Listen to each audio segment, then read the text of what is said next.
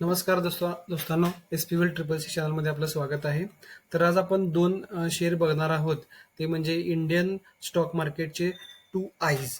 आयज म्हणजे ज्यांची सुरुवात आय वरून होते असे आहेत. तर पहिला स्टॉक आहे ITC लिमिटेड. नुकतेच त्याचे अर्निंग रिलीज झालेले आहेत. एक वर्षाचा जर त्याचा परतावा बघितला तर ऑलमोस्ट फ्लॅट आहे. एक वर्षापूर्वी जो ज्या प्राइसला होता 440, तो आताही 437-36च्या लेवलला आहे. पण इथून पुढे पोटेन्शियल त्याचं चांगलं आहे, कारण रिझल्ट जरी फ्लॅट लागले असले तरी त्यांच्याकडं जे काही रेव्हेन्यू आहे तो जरा त्यांचा वाढलेला आहे. दुसरी गोष्ट म्हणजे हा लार्ज कॅप कॅटेगरीचा स्टॉक आहे, त्यामुळे हा स्लोली मूव्ह होतो, पण त्याचे रिटर्न्स चांगले आहेत आणि हा स्टेबल स्टॉक आहे. जेव्हा मार्केट पडतं त्यावेळी ITC सारखे स्टॉक जे आहेत ते मार्केटला सपोर्ट देतात. तर त्याचा रँक 10 नंबरचा आहे. प्रॉफिटेबिलिटी त्याची आय आहे. एंट्री पॉईंट ॲव्हरेज आहे. जास्त पण काही रिस्की नाही. तुम्ही ह्याच्यात एंट्री घेऊ शकता, कारण 440 हा त्याचा रेजिस्टन्स आहे.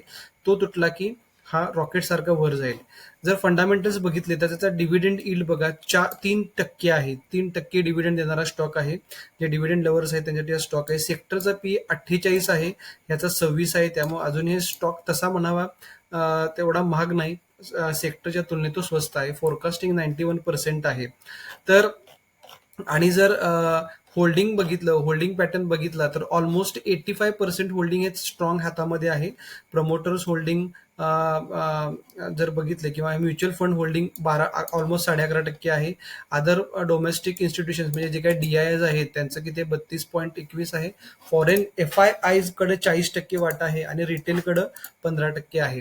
तर ऑलमोस्ट स्ट्रॉंग होल्डिंग आहे ह्याचे, त्यामुळं स्टॉकमध्ये कुठेही असं जास्त व्होलॅटिलिटी नसते. हा स्टॉक तुम्ही जरूर विचार करू शकता.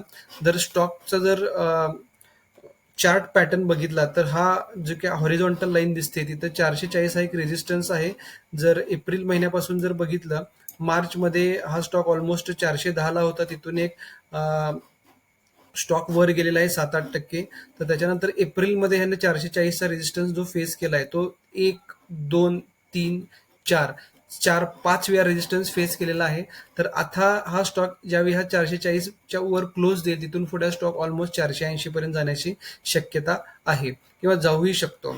तर हा जो काय आणि ही जी तिरकी ट्रेंड लाईन काढलेली आहे तर तिथं ह्या ट्रेंड लाईनवर हा स्टॉक सपोर्ट घेतो. इथं घेतलेला आहे, त्याच्यानंतर पुन्हा इथं घेतलेला आहे, तिथून पुन्हा 440ला जाऊन पुन्हा इथं सपोर्ट घेतलेला आहे. तर हा स्टॉकचा तुम्ही नक्की विचार करावा.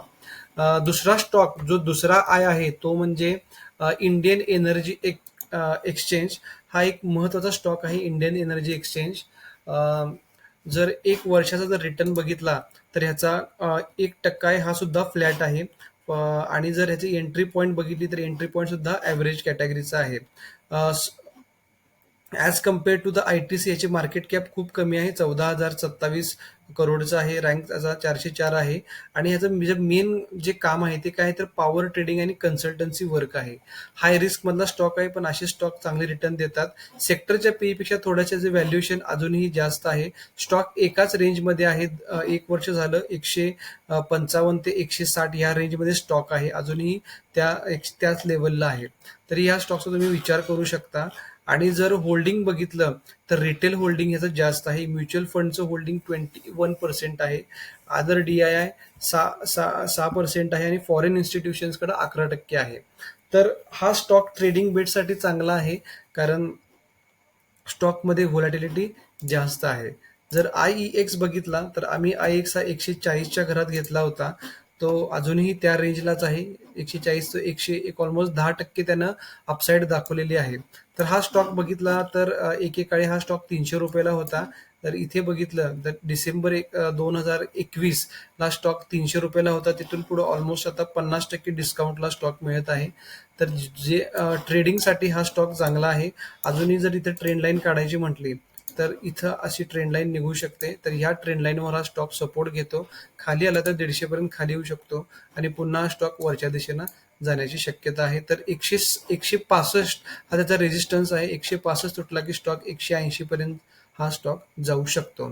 तर हे आहेत या आठवड्याचे 2 आईज, जे इंडियन स्टॉक मार्केटचे महत्वाचे 2 आईज आहेत. तर ह्या स्टॉकचा तुम्ही नक्की विचार करावा. घ्यायचं की नाही हे तुम्ही ठरवू शकता. तुमच्या ॲडवायझरला विचारा. तुमच्या जे कोण तुम्ही स्वतः अनालिसिस करा आणि मगच याच्यामध्ये इन्व्हेस्ट करा. अदरवाईज हा स्टॉक तुम्ही स्टडीसाठी तुमच्या पोर्टफोलिओमध्ये ऍड करून ठेवू शकता. थँक्यू.